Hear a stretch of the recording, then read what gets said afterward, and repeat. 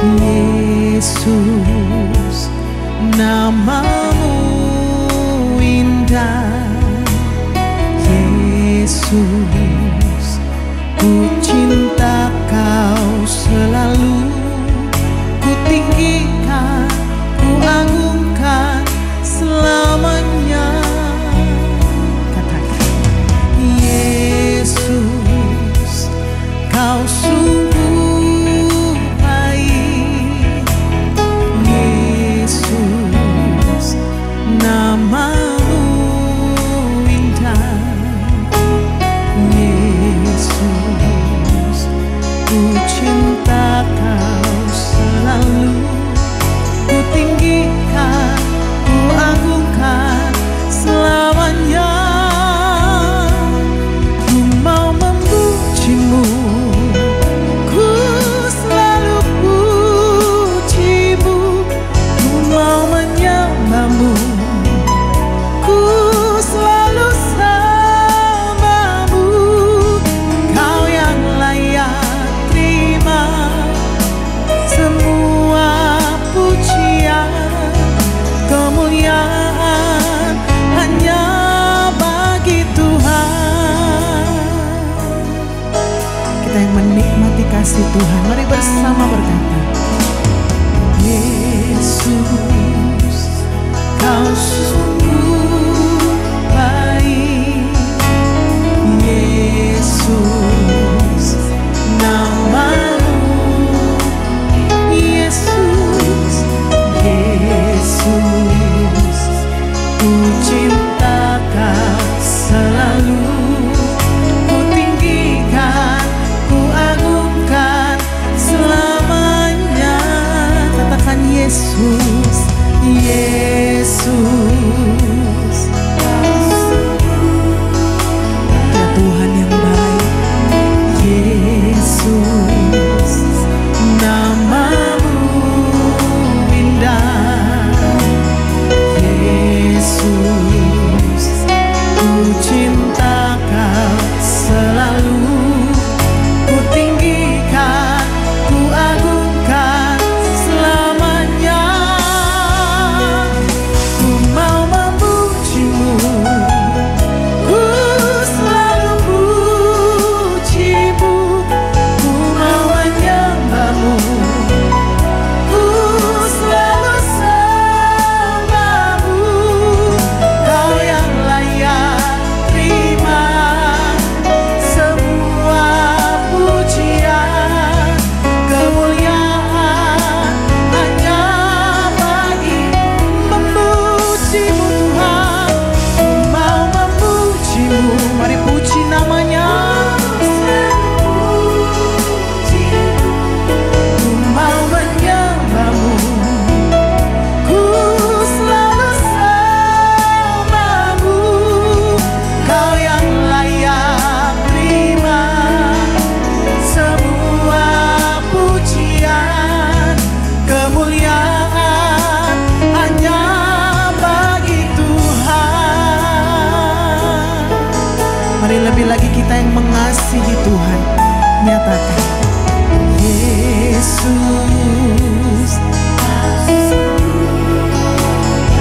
Dia baik. Yesus,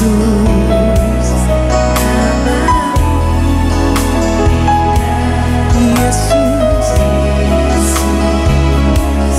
ku cinta kau selalu. Ku tinggikan, ku agungkan selamanya.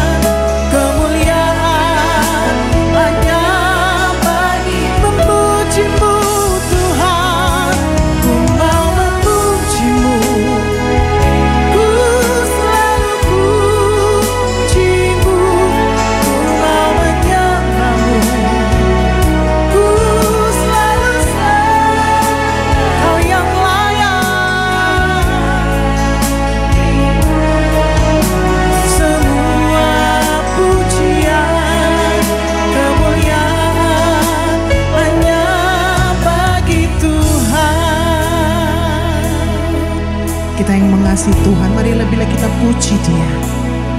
Ku mau memuji-Mu, ku selalu puji-Mu,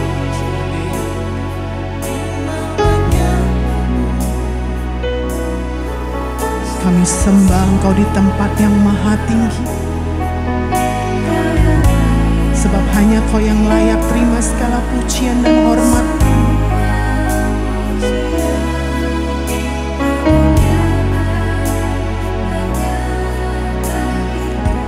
Memuji-Mu Tuhan, ku mau memuji-Mu, ku selalu puji Tuhan.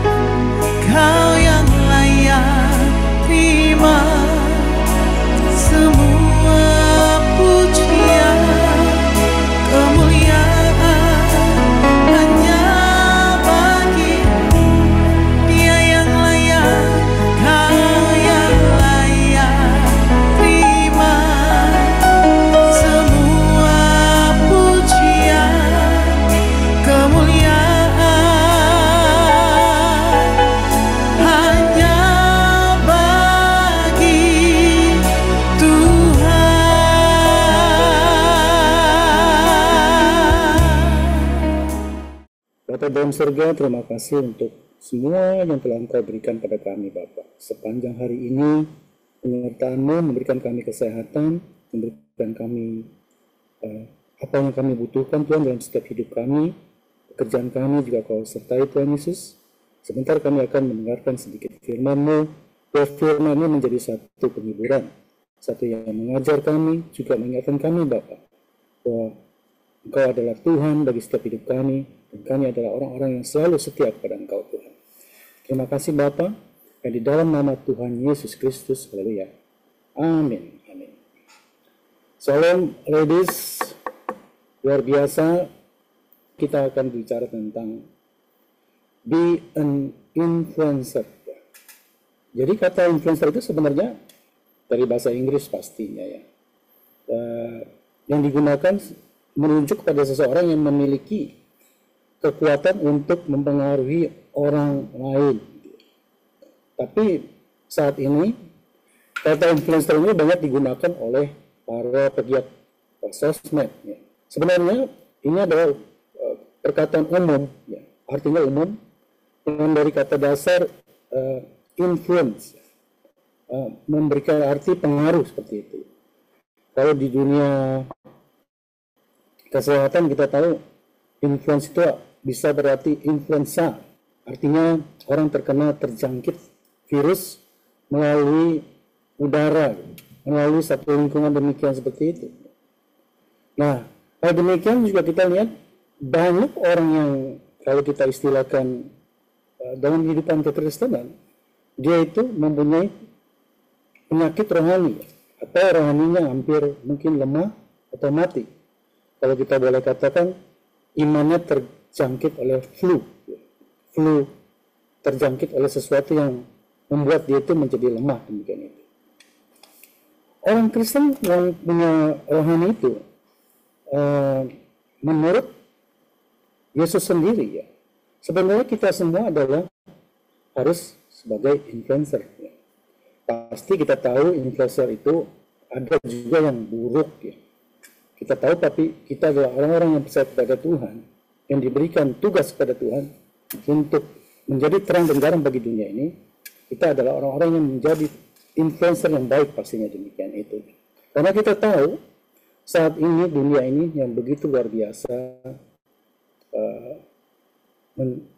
bisa menggoda orang, sehingga orang bisa berbalik dari iman yang mula-mula itu sampai kepada berubah pikiran itu.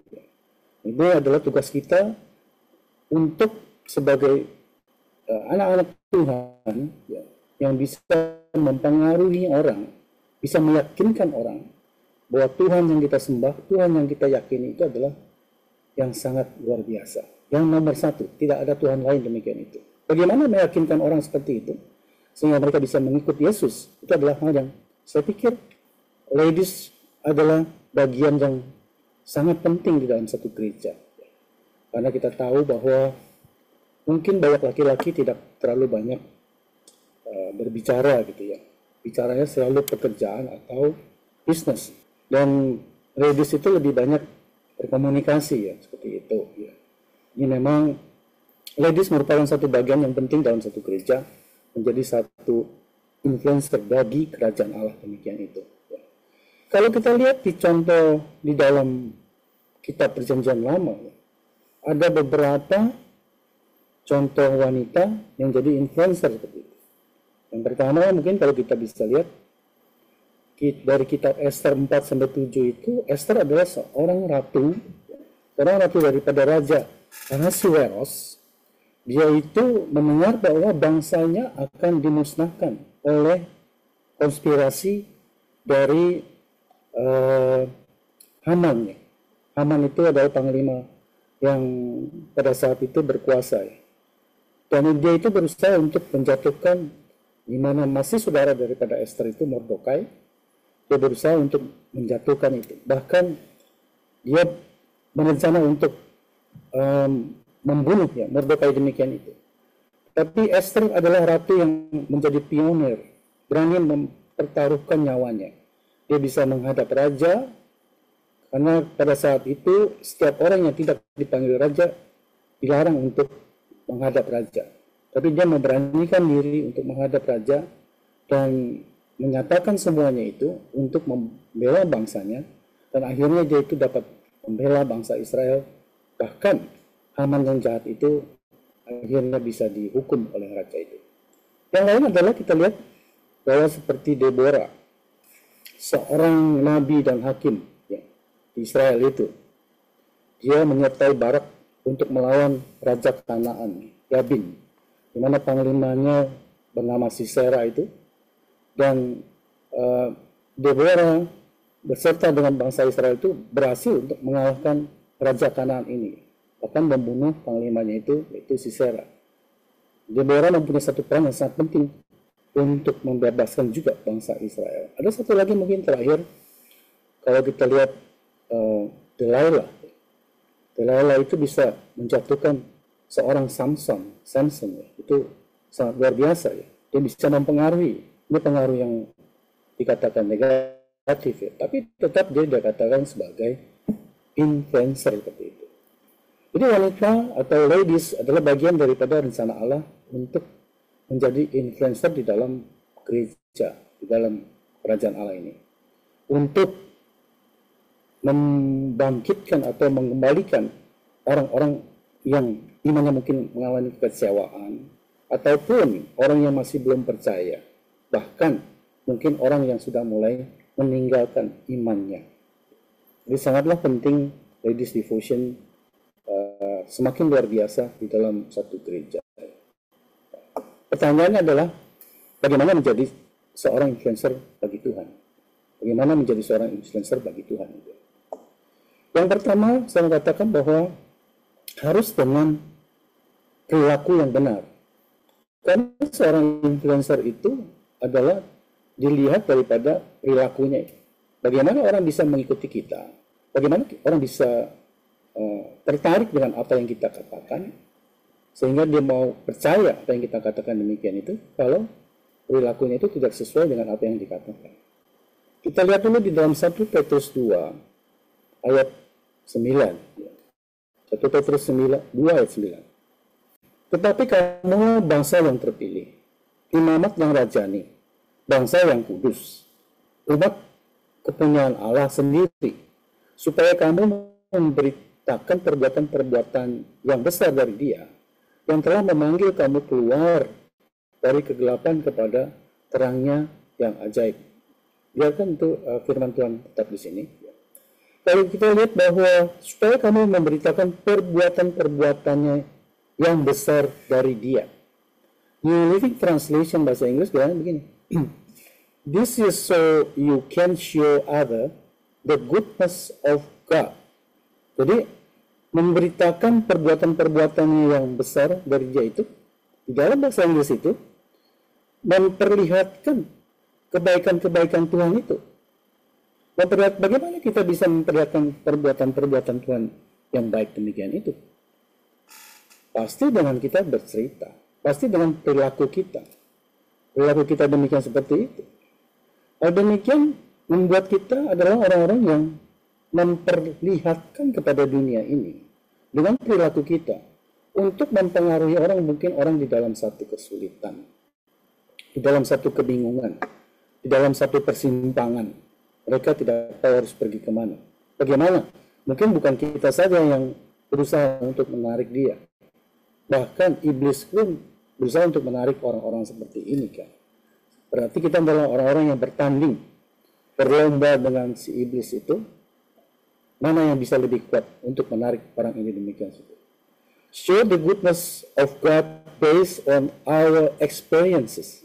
Jadi perilaku kita yang kita lakukan demikian itu, bersaksi kepada mereka itu. Hal itu adalah kita memperlihatkan kepada mereka apa yang pernah kita jalani, apa yang kita lakukan demikian itu. Kesaksian, pengalaman, opini yang demikian itu adalah sangat-sangat yang dikatakan sangat luar biasa, sangat powerful, sangat powerful. Karena kesaksian yang demikian itu atau satu perilaku yang demikian yang kita lakukan adalah sesuatu yang benar-benar kita rasakan, kita pernah lakukan demikian itu. Tidak salah kalau Gembala senior menulis buku itu masalah adalah berkat. Jadi saya percaya bahwa orang-orang yang telah mengalami masalah yang cukup berat sehingga dia bisa keluar dari masalah itu, dia pasti memuliakan Tuhan itu lebih daripada orang-orang yang mungkin tidak pernah mengalami masalah yang seberat dia demikian itu. Jadi dikatakan demikian itu ya. Kita harus menunjukkan perbuatan-perbuatan Allah kepada orang di sekitar kita. Terutama mungkin nih, dalam satu keluarga ada suami yang belum percaya kepada Tuhan ataupun belum bisa datang ke gereja.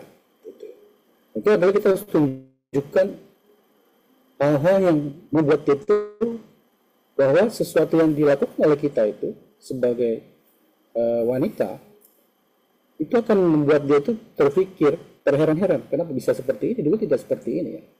Nah, itu membuat orang namanya tersentuh demikian seperti itu. Kita melakukan bahwa di gereja ada dikata Mega Project Karakter Kristus. Mega Project Karakter Kristus adalah satu alat atau satu yang bisa menolong kita. Bagaimana kita itu berperilaku lebih baik. Jadi kita bisa kontrol standar yang seperti apa itu yang dikatakan perlakuan yang lebih baik untuk orang lain.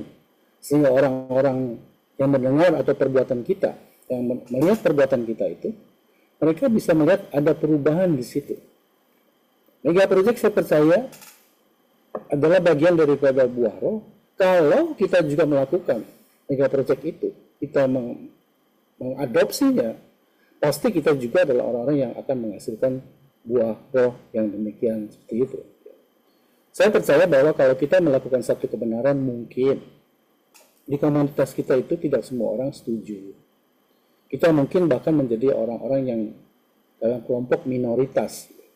Kalau kelompok mereka yang lebih besar itu melakukan satu yang tidak baik gitu ya.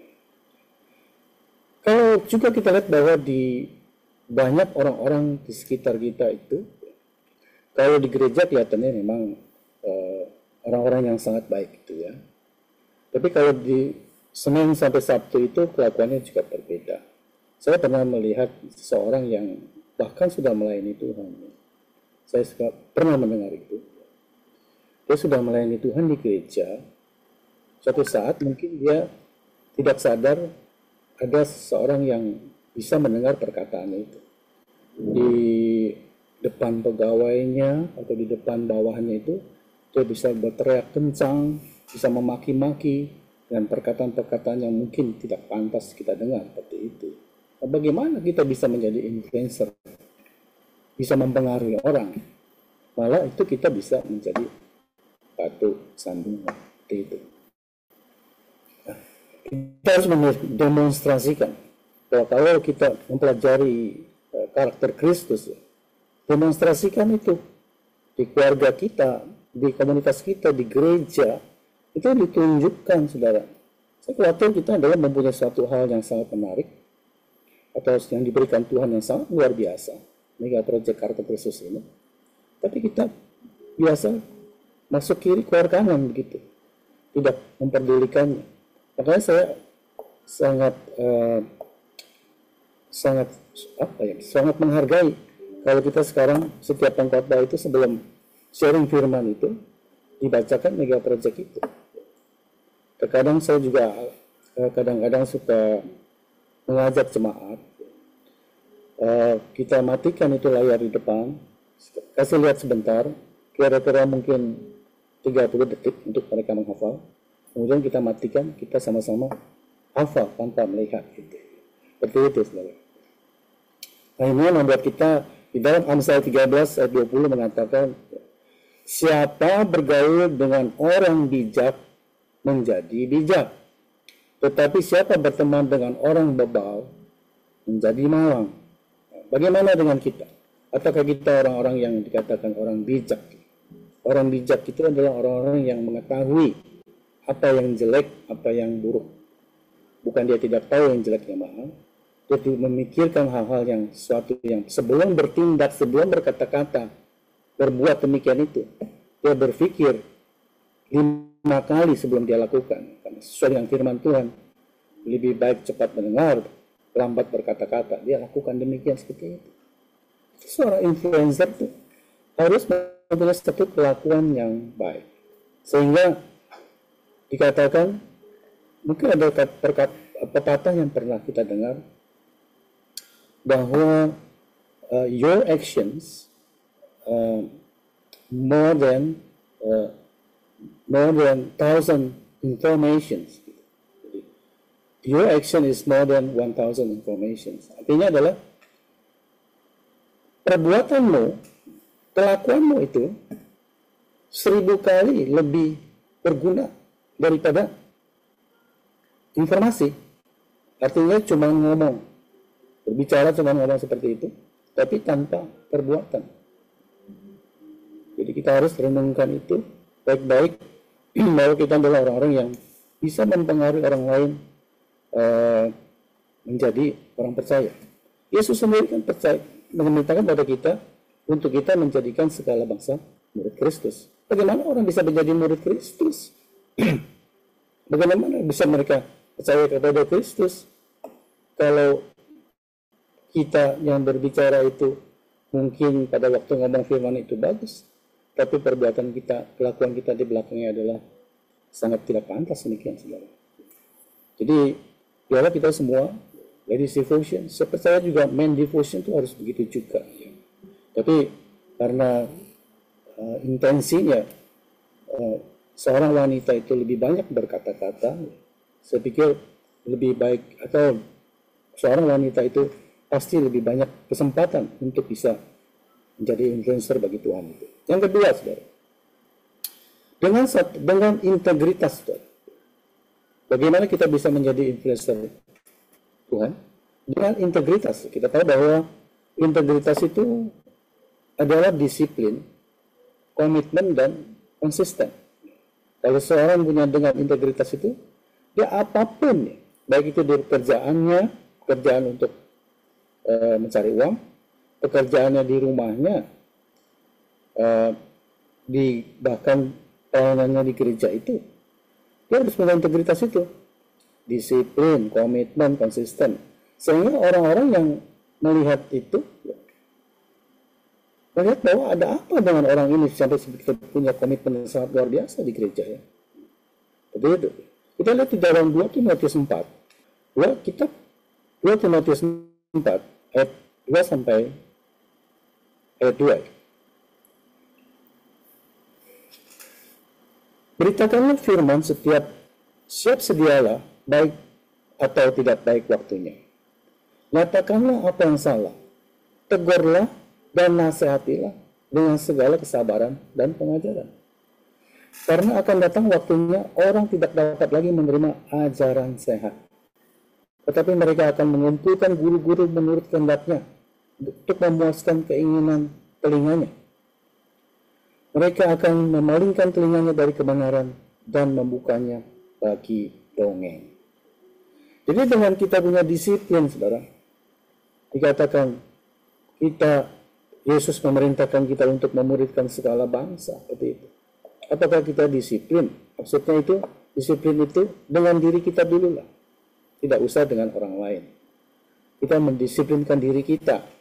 Pada waktu kita mau melayani Tuhan, apakah kita tepat pada waktunya datang? Ataukah kita terlambat? Jam berapa kita harus siap-siap melayani Tuhan?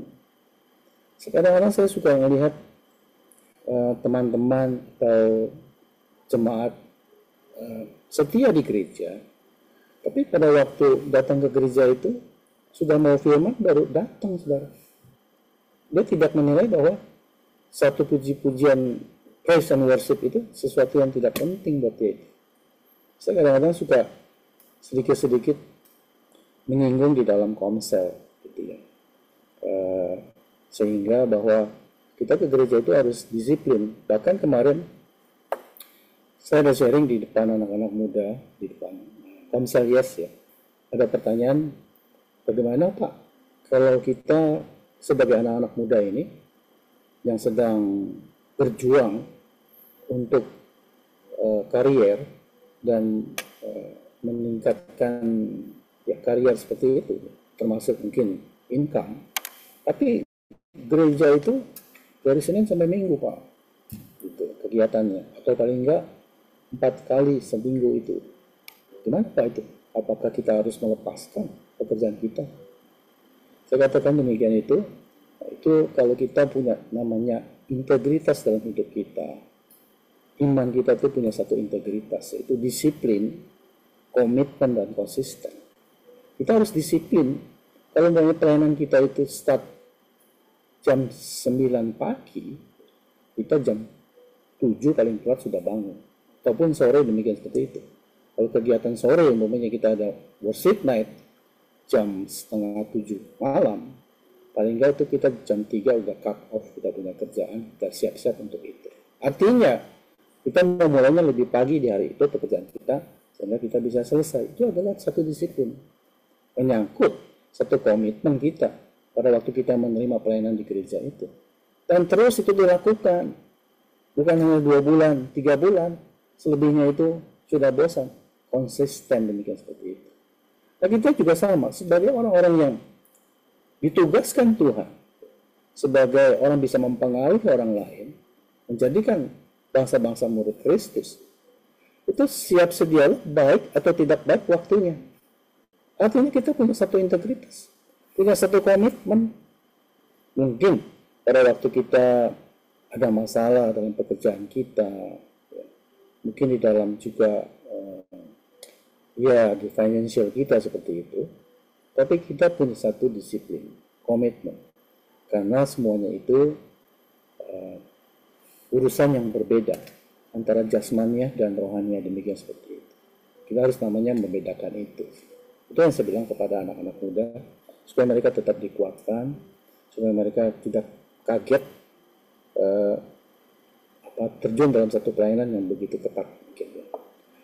Sekarang influencer saya mau katakan adalah orang-orang yang harus profesional.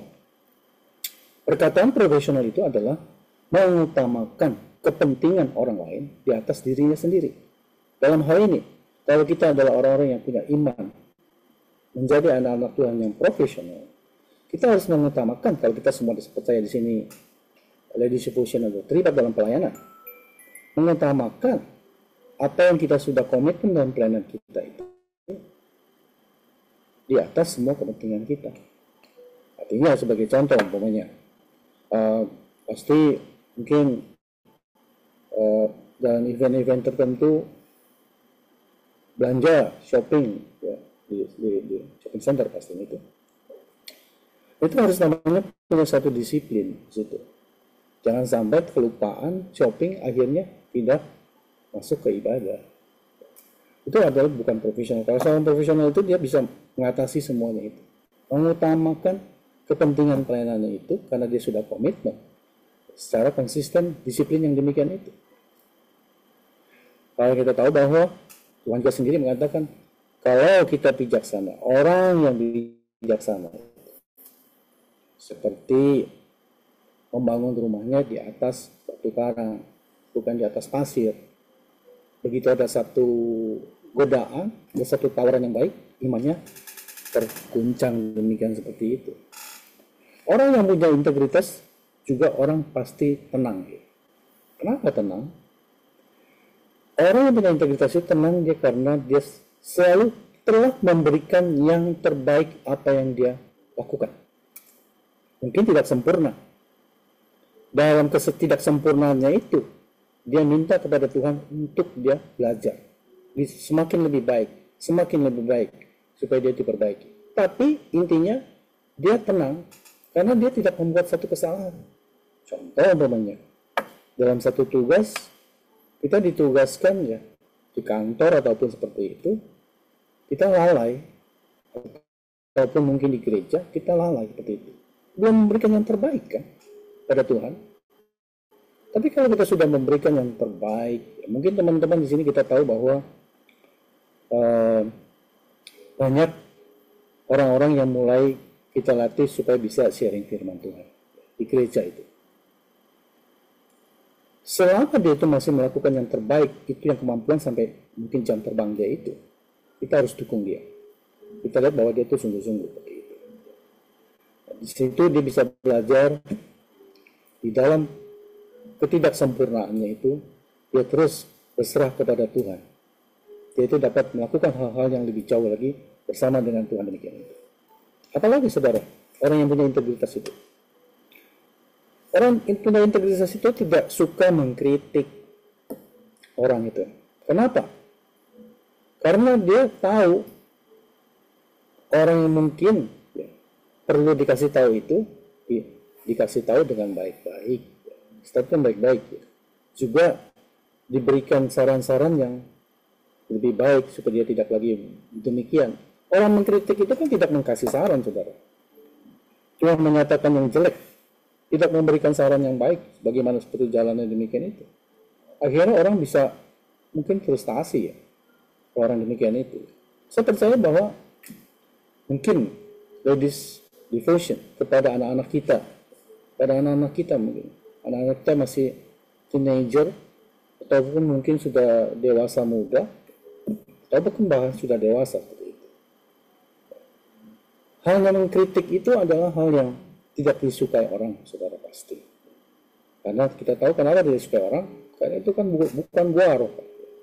Bukan buah roh, kritik itu bukan buah roh, saudara. Kritik itu adalah sesuatu yang membandingkan orang lain dengan diri kita sendiri.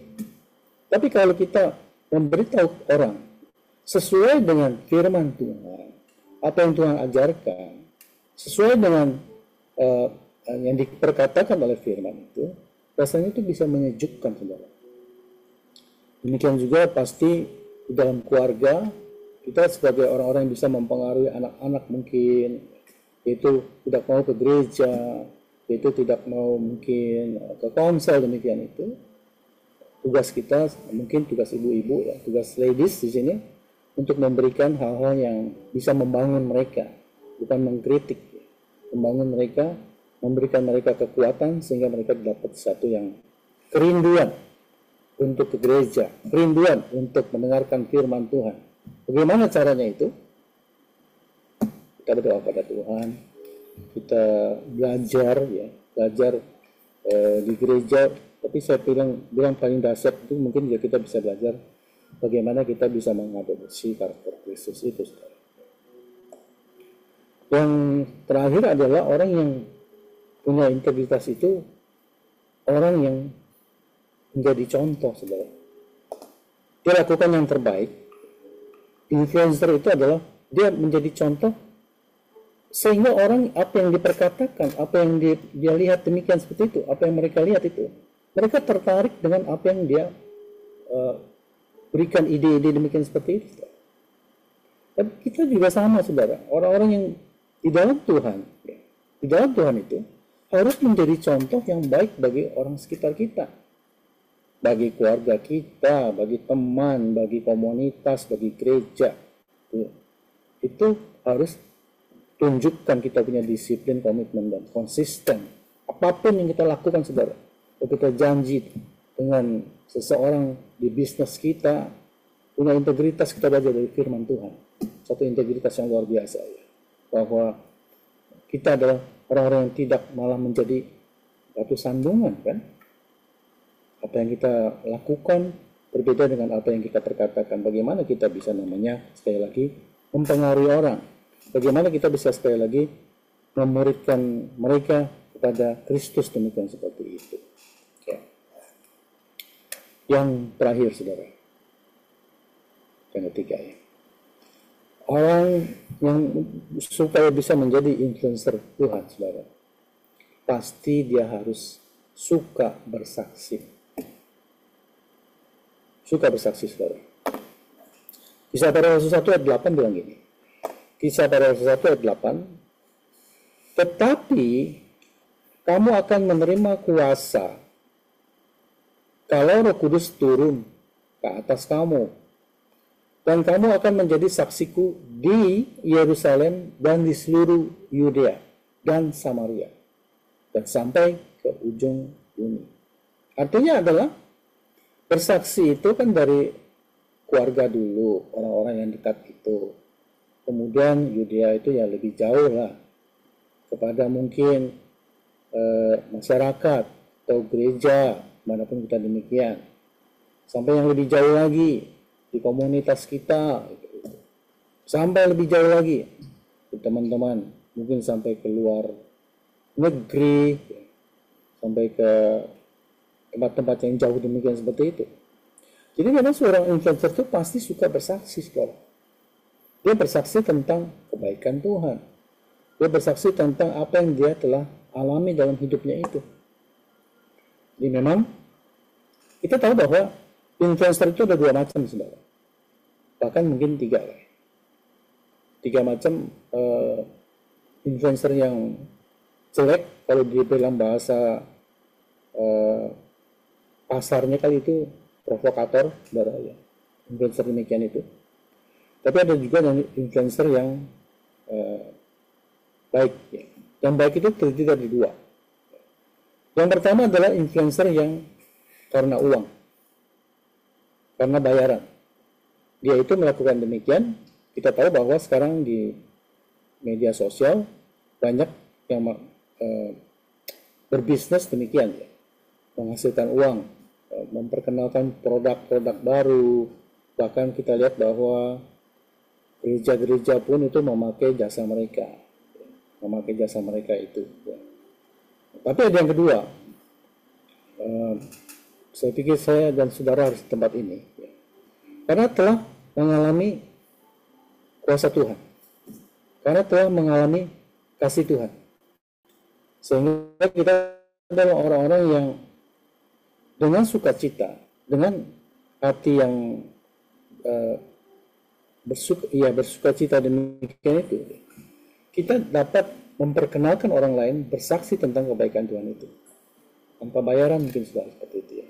Jadi kesaksian hidup adalah kesaksian yang paling powerful, seperti itu. Tapi ada juga namanya konsekuensi dari kesaksian itu, saudara. Konsekuensinya apa? Kita mungkin bersaksi, saya mungkin bersaksi saat ini di depan saudara. Saudara mungkin orang itu luar biasa ya kesaksiannya. Tapi saudara akan melihat dampak daripada kesaksian itu. Bagaimana kehidupan saya nanti, bulan depan, tahun depan, apakah betul tuh yang saya bersaksi demikian itu? Ataukah dia itu berbohong? Nah itu, saudara. Jadi kalau orang yang berbohong itu kan dikatakan orang yang, ya, dikatakan arogan, orang yang munafik demikian itu. Bersaksi berbeda dengan perbuatan yang demikian itu. Karena kesaksian itu adalah bahwa juga konsekuensi. Orang-orang yang bersaksi bukan satu hal yang benar yang dia lakukan demikian itu, yang pernah dia kerjakan. Hal itu membawa nanti dampak bagaimana dia bisa namanya mempengaruhi orang sebagai orang-orang yang bisa percaya kepada Kristus? Ternyata dia saja bohong. Kalau kita lihat bahwa kita pernah mendengar mungkin beberapa hamba Tuhan, dia itu melayani Tuhan sudah mungkin lama dan sudah dikenal seperti itu, tapi melakukan hal-hal yang tidak disukai oleh Tuhan, bahkan dibenci Tuhan demikian itu. Orang bilang begini kepada saya, Pak, kok tapi dia masih dipakai Tuhan, Pak? Gerejanya masih ramai, Pak. Jemaat pun masih mengampuni dia, bahwa dia itu ya namanya manusia, punya satu kesalahan, Pak. Gitu.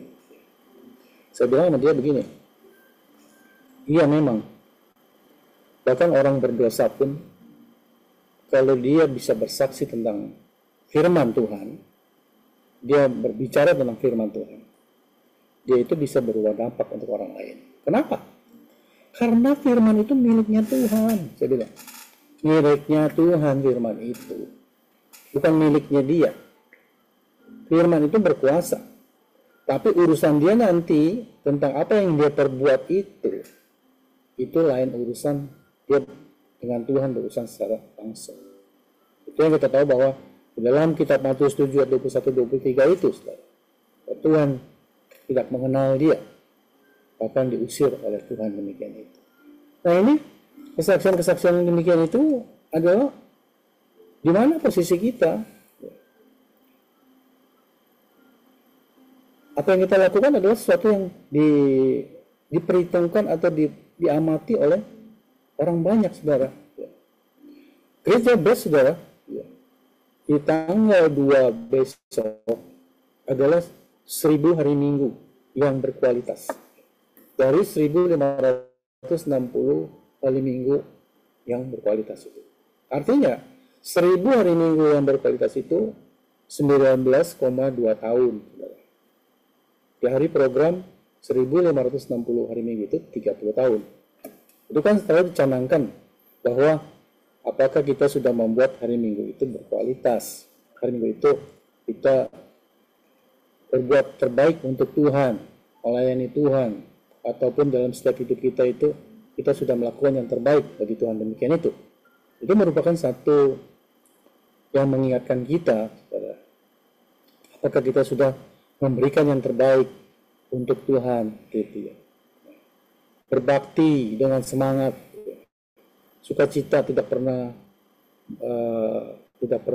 bosan kali ya untuk pergi ke gereja demikian seperti itu.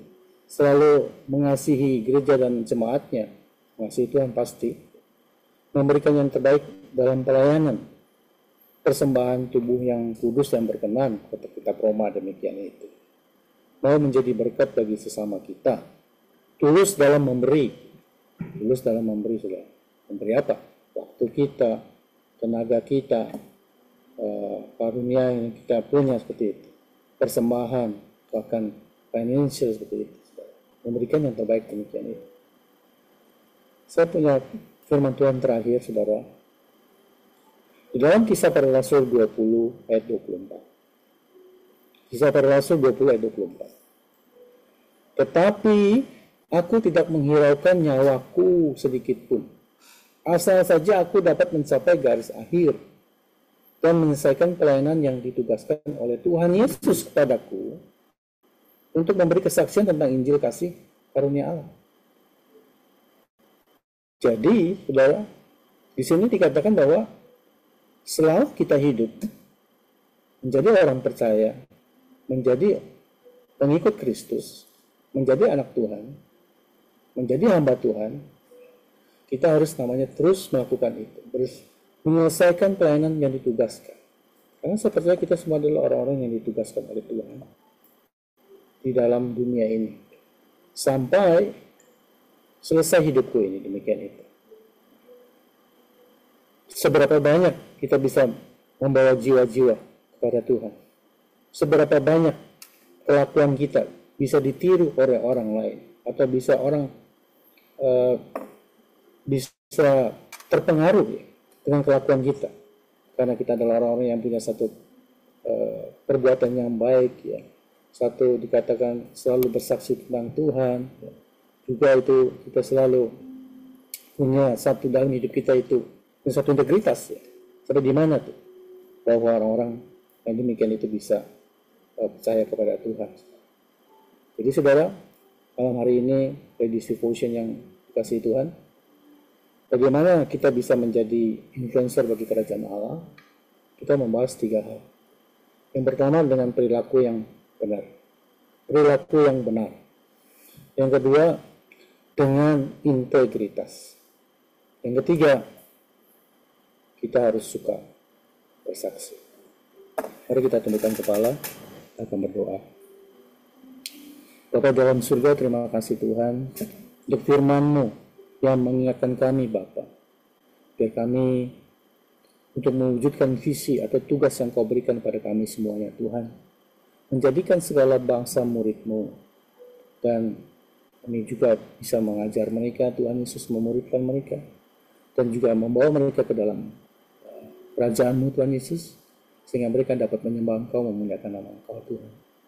Berikan Ladies Devotions dimanapun mereka berada Tuhan Yesus dalam gereja PES ini Bapak, kami bersepakat Tuhan Yesus bahwa firman-Mu adalah firman yang sangat berkuasa dalam setiap hidup kami.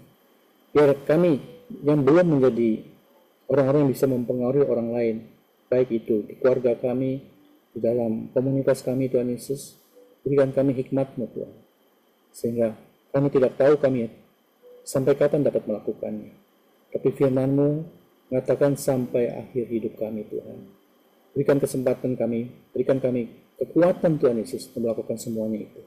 Sehingga apa yang kami lakukan adalah memuliakan nama Tuhan. Terima kasih Bapa, terima kasih Tuhan Yesus, terima kasih Bapa, memberkati semua ladies dimanapun mereka berada dalam gereja Best Church ini Bapa. Jadi yang dikasih Tuhan, mari kita satukan hati kita tutup dengan doa Bapa kami bersama-sama.